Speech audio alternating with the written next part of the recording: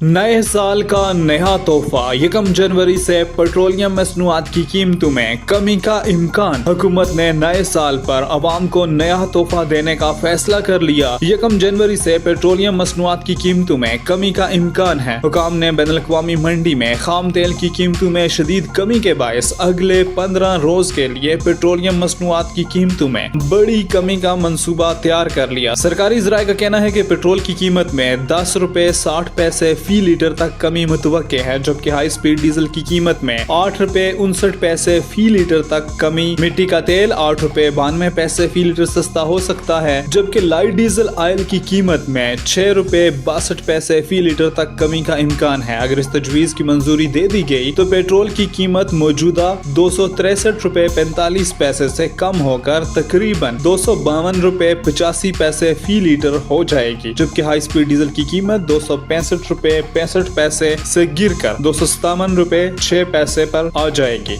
इसी तरह मिट्टी के तेल की कीमत मौजूदा 180 रुपए 54 पैसे के मुकाबले में 171 रुपए 62 पैसे पर आने की तवक्को है।